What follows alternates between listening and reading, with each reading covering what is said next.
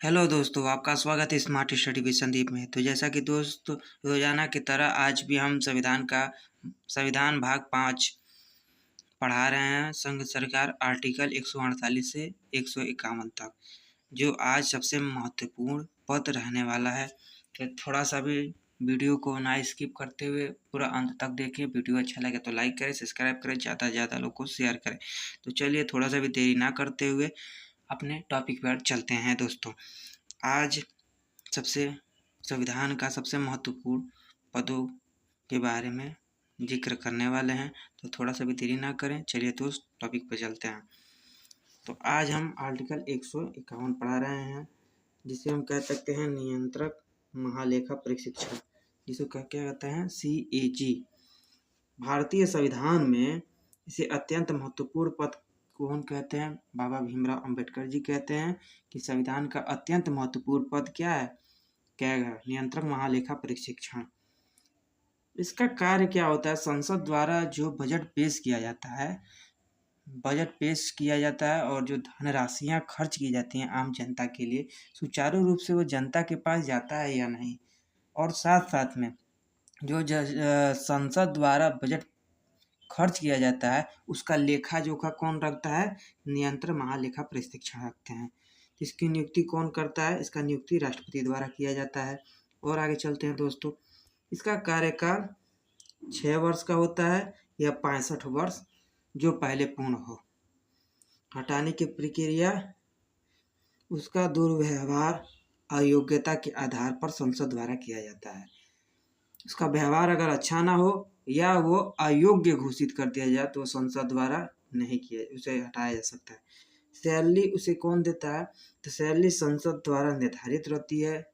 तब भी कहा जाए, अनुमानित कहा जाए तो सुप्रीम कोर्ट के न्यायाधीश के बराबर उसको सैलरी मिलता है। और आगे चलते हैं। संचय निधि के द्वारा मिलता है। कार्य और शक्ति बता देते हैं इसका क्या है। तो ये दोस्त इम्पोर्टेंट है। तो भारत की संचय निधि, राज्य की संचय निधि, आकस्मिक निधि, लोकलेखा निधि आदि में व्ययों का क्या करता है? परीक्षण करता है। तो भारत में संचय निधि, राज्य की संचय निधि, आकस्मिक निधि, लोकलेखा निधि आदि व्ययों का क्या करता है? प्रशिक्षण करता है। सरकारी कंपनियों में सभी संस्थान जो सरकार के अनुदान प्रदान करते हैं उसे लेखा को परीक्षण करता है। ठीक है, आगे चलते हैं। इम्पोर्टेंट लाइन है सारी ये। राष्ट्रपति एवं राज्यपाल के निवेदन पर अन्य निकायों का भी परीक्षण करता है। सारे तीनों इम्पोर्टेंट है। तो किसको क्यों रिपोर्ट देता है? जैसे CAG क्या करता है? प्रेसिडेंट को देता है, रिपोर्ट करता है राष्ट्रपति को। तो राष्ट्रपति द्वारा फिर क्या का पार्लियामेंट में दिया जाता है। PAC लोक लेखा समिति होती है। वो लोक लेखा समिति किसको? संसद को देती है। संसद कानून बनाकर पब्लिक में उसको ले आता है। तो मोस्ट इम्पॉर्टेंट पोस्ट ये है। CAG देते हैं प्रेसिडेंट को, प्रेसिडेंट देते हैं पार्लियामेंट में, पार्लियामेंट देते हैं लोकलेखा समिति को, लोकलेखा समिति संसद द्वारा, और संसद द्वारा फिर ये पार्लियामेंट में प्रस्तुत किया जाता है। CAG और PAC दोनों क्या है? इम्पॉर्टेंट पोस्ट हो गई हमारी। और आगे चलते हैं। CAG लोक लेखा समिति के मित्र एवं मार्गदर्शन के रूप में कार्य करता है। और आगे चलते हैं। संचय निधि से धन निकासी का इसका नियंत्रण नहीं होता है। चलिए आगे चलते हैं। CAG संसद के प्रति जिम्मेदार होता है। संसद के प्रति जिम्मेदार होता है। क्या संसद द्वारा कितना व्यय किया जा रहा है धनराशि को। फर्स्ट CAG हमारे थे कौन? V नरसिम्हा राव जी थे। और आगे चलते हैं। संदर्भ समितियां कौन कौन से हैं? ये भारतीय शासन अधिनियम का बना था समिति, 1919 के कॉन्सेप्ट से लिया गया है। मॉन्टेग्यू चेम्सफोर्ड, ये गलत है, मॉन्टेग्यू चेम्सफोर्ड समिति द्वारा इसकी सिफारिश की गई थी। यह संसदीय समिति होती है। यह एक स्थायी समिति होती है और एक यह अस्थायी भी समितियां होती हैं। ये फाइनेंशियल कार्य करता है। लोकलेखा समिति भी होती है इसमें प्रकलन समिति और सार्वजनिक समिति। 3 समितियाँ होती है फाइनेंशियल रूप में काम करती है, जो संसद के प्रति जिम्मेदारी होती हैं, वो 3 तरह की होती हैं। तो 3 तरह की हो गई, इम्पॉर्टेंट है ये। कौन कौन होता है? लोकलेखा समिति, प्रकलन समिति और सार्वजनिक समिति। चलिए अब देख लेते हैं। लोकलेखा समिति जिसे हम कहें PSC, पहली बार इसका गठन 1921 में किया गया था।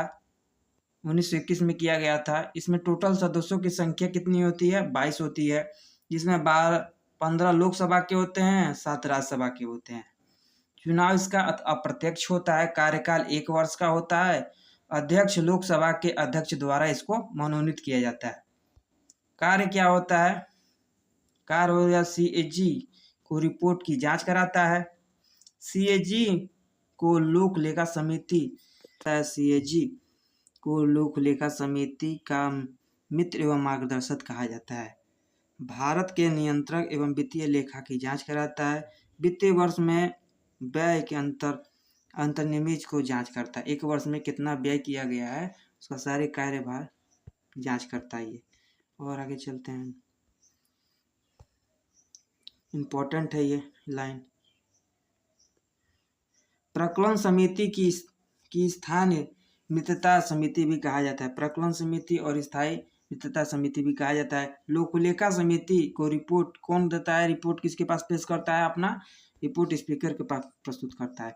चलिए अब आते हैं दूसरा, प्रकलन समिति। प्रकलन समिति की स्थापना 1950 में पहली बार गठन किया गया था। जॉन मथाई की सिफारिश में किया गया था। बजट प्रस्तुत होने के तुरंत बाद इसका गठन किया जाता है। तो मोस्ट इम्पॉर्टेंट है, बजट के बाद तुरंत इसका गठन किया जाता है प्रकलन समिति का। प्रकलन समिति के सदस्यों की संख्या कितनी होती है? 30 होती है। 1956 में पहले 25 सदस्य हुआ करते थे।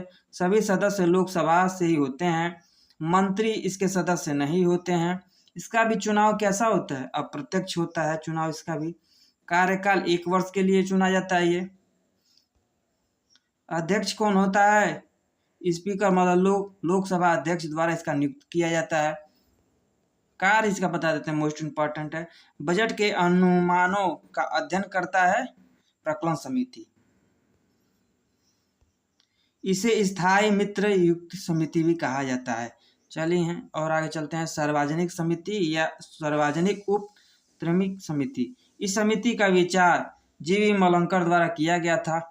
और आगे चलते हैं, कृष्णन मेनन समिति की सिफारिश पर 1964 ईस्वी में सार्वजनिक उपक्रम समिति का गठन किया गया। सार्वजनिक समिति जिसको कहा जाता है, कृष्णन मेनन समिति की सिफारिश पर 1964 ईस्वी में सार्वजनिक उपक्रम समिति का गठन किया गया। इसमें कुल कितने सदस्य होते हैं? तो इसमें हमारे हो गए 22 सदस्य होते हैं। तो इसमें 15 लोकसभा के, 7 राज्यसभा के। मंत्री इसके सदस्य नहीं होते हैं। लोकसभा अध्यक्ष द्वारा इसका गठन किया जाता है, स्पीकर द्वारा। और आगे चलते हैं, चुनाव भी इसका क्या होता है? इसका भी अप्रत्यक्ष चुनाव होता है। कार्यकाल 1 वर्ष का होता है। इसका लोकसभा अध्यक्ष द्वारा इसकी नियुक्ति की जाती है। लोकसभा से चुने जाते हैं। चलिए और आगे चलते हैं, कार्य इसका क्या है? सार्वजनिक उप समिति लोकलेखा का जांच करता है। तो तीनों हमारा क्या है? बजट, संसद द्वारा जो बजट पेश किया जाता है या कोई धनराशि जो खर्च किया जाए या खर्च करने वाले हैं, उन सभी का ये जांच करते हैं लोग कि संसद द्वारा धनराशि सुचारू रूप से जनता को दी जा रही है या नहीं दी जा रही है। इसी के बारे में ये जांच करते हैं, या गलत उसका उपयोग तो नहीं किया जा रहा है। तो वीडियो अच्छा लगे तो लाइक करें, सब्सक्राइब करें, ज़्यादा से ज़्यादा लोग को शेयर करें। फिर एक नया टॉपिक के लिए प्रस्तुत होंगे। तो वीडियो अच्छा लगे तो लाइक करें, ज़्यादा से ज़्यादा लोग को शेयर करें। तो ये वीडियो समाप्त करते हैं। जय हिंद।